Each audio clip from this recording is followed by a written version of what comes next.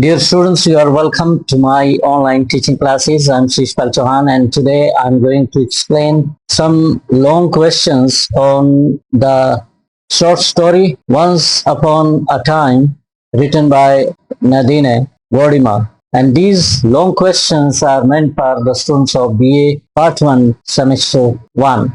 Let's begin with the first question. How did safety measures adopted by the family in the story Once Upon a Time bring tragedy to the happy family? जो safety measures एक परिवार ने adopt किए once upon a time में, जिसकी कहानी इसमें चलती है, और वो सेफ्टी मेजर्स उस परिवार के लिए घातक कैसे बन जाते हैं, ट्रैजिक कैसे बन जाते हैं, इस परिवार की खुशियां उजड़ जाती हैं, वो आपको बताना है कि कैसे. Answer is the wife feared rioters might break into their home. कहानी की सेटिंग साउथ अफ्रीका की है, जब संघर्ष चल रहा था 300 ईयर्स से.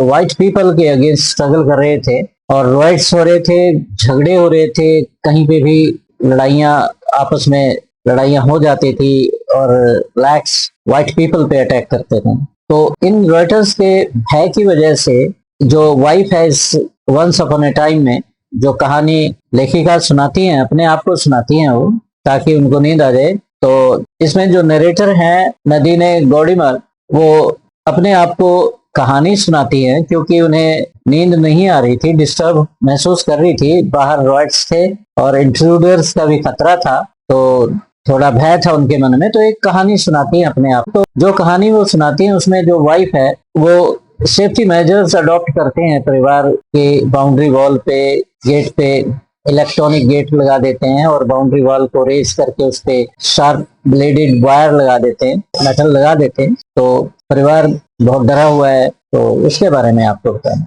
The wife feared rioters might break into their home. जो पत्नी है इस कहानी में, वो डरती है कि रॉयटर्स उनके घर में ना जाए. Although the husband assured her that police and soldiers would protect them. हालांकि पति ने उन्हें अश्योर किया है, पत्नी को, कि पुलिस और सोल्जर्स उनकी सहायता के लिए आ जाएंगे. गलियों में घूम रहे हैं वो भी, और वो सुरक्षा प्रदान करेंगे उनकी, परंतु फिर भी वो डरी हुई है. He still took precautions by installing an electronic gate with an intercom to screen visitors. फिर भी उन्होंने गेट पे इंटरकॉम सिस्टम लगा दिया ताकि विजिटर्स को वो देख सके. One day a nearby house was burgled. एक दिन पड़ोस के घर में बर्गलरी हो जाती है, लूटपाट हो जाती है. The maid was tied up and locked in a cupboard. जो मेड सर्वेंट थी वो कबर्ड में उन्हें लॉक कर दिया जाता है. तो इस घर की जो मेड थी वो परेशान होगी, डर गई, तो उस मेड सर्वेंट के कहने से बर्गलर बार्स वगैरह और अलार्म सिस्टम इस घर में लगा दिया गया. परिवार वाले सहमत हो गए थे उसकी बात से. But false alarms triggered by pets और mice became so frequent that everyone ignored them. परंतु जो अलार्म सिस्टम लगाया था उसमें माइस वगैरह तारों को डिस्टर्ब कर देते थे, परंतु पेट्स और माइस की वजह से जो अलार्म सिस्टम था वो डिस्टर्ब होने लगा, बार बार बजने लगा. तो पड़ोस वाले उनके अलार्म को इग्नोर करने लगे. Real burglars then took advantage of this situation. जो असली बर्गलर्स थे उन्होंने इस स्थिति का फायदा उठाया और आसपास के इलाके में धड़ल्ले से वो बर्गलरी करने लगे. Their fear deepened. इस परिवार का भय गहराता चला गया. They even stopped giving food or alms to beggars. इन्होंने beggars को भोजन देना बंद कर दिया, भिक्षा देना बंद कर दिया. Suspecting them of theft.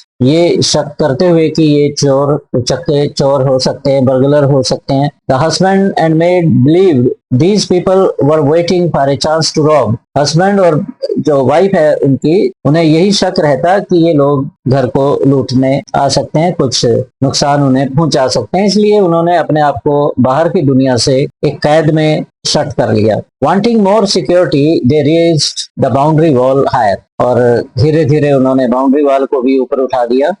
As thefts surged in the city, जैसे जैसे चोरियां शहर में बढ़ती गई, the family added a sharp bladed metal fence atop the wall. तो इस परिवार ने जो बाउंड्री वॉल थी उसके ऊपर पहले रेज किया, इसे ऊपर एक शार्प ब्लेडेड मेटल लगा दी. बहुत नुकीली थी वो, ब्लेड्स थे उसमें शार्प एज, ताकि जो भी आएगा उसमें उलझ जाएगा और जख्मी हो जाएगा. meant to seriously injure anyone trying to climb it. जो भी उसको क्लाइंब करेगा वो सीरियसली इंजर्ड हो जाएगा।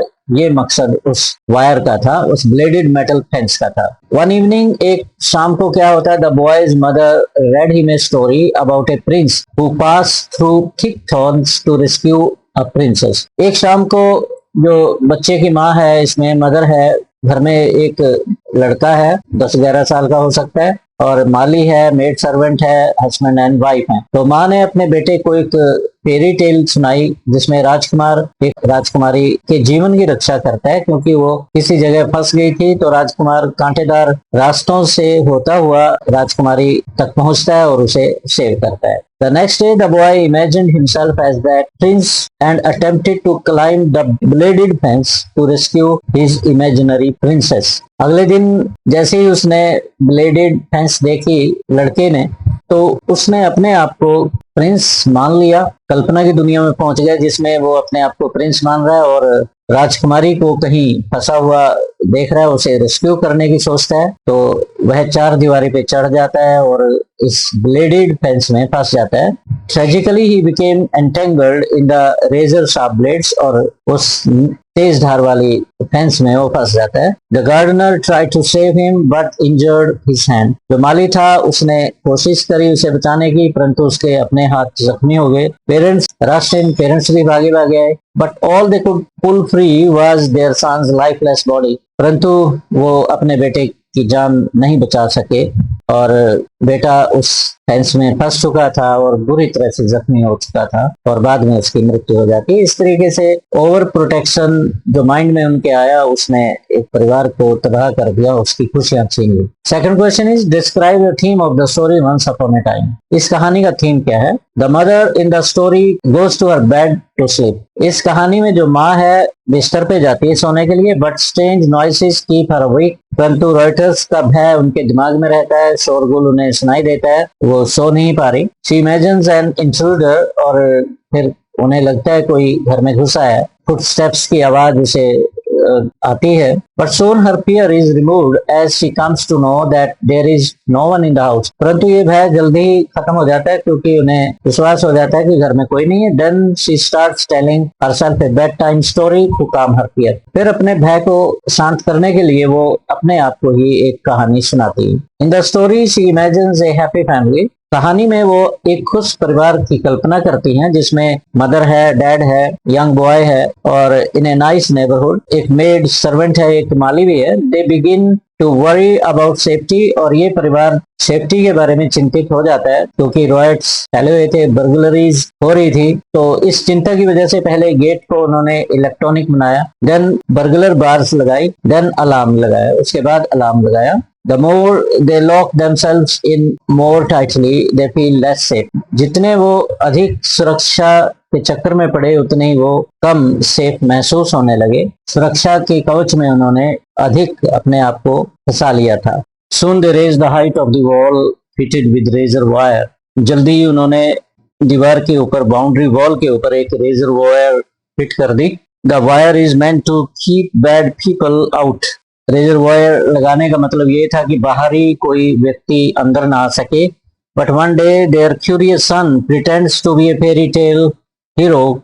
एक दिन क्या होता है, उनका जो बेटा था फेरी टेल हीरो बन के उस पर चढ़ जाता है, अपने आप को सपोज करता है कि वो प्रिंस है क्योंकि उसने कहानी सुनी थी अपनी माँ से कि किस तरह से एक राजकुमारी का रेस्क्यू करता है जो एक बुरी तरह से कहीं फंसी हुई थी।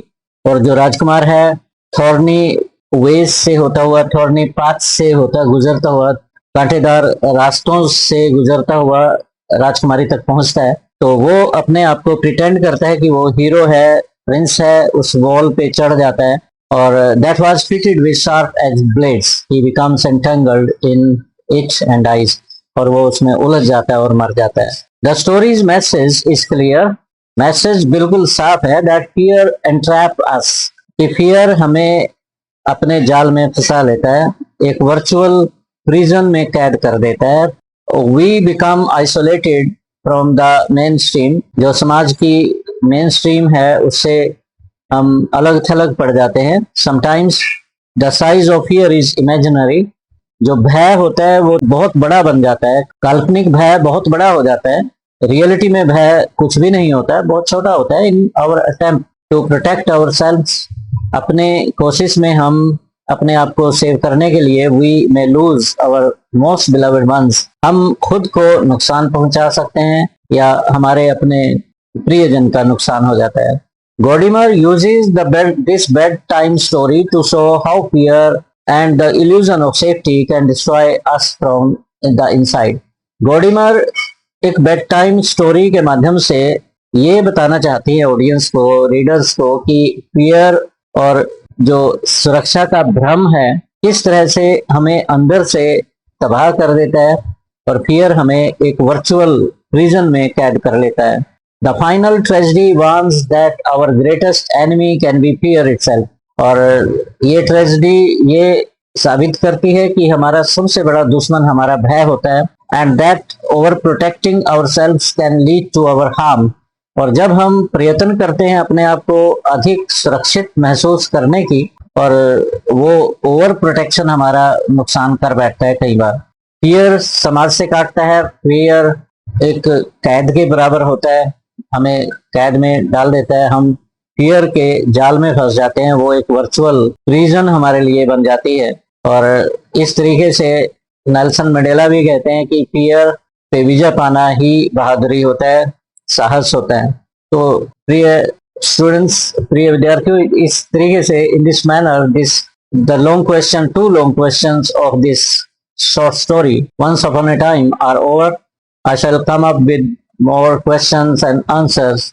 Please do subscribe to my channel if you haven't subscribed to my channel yet, and share my videos with your friends also. Thank you so much.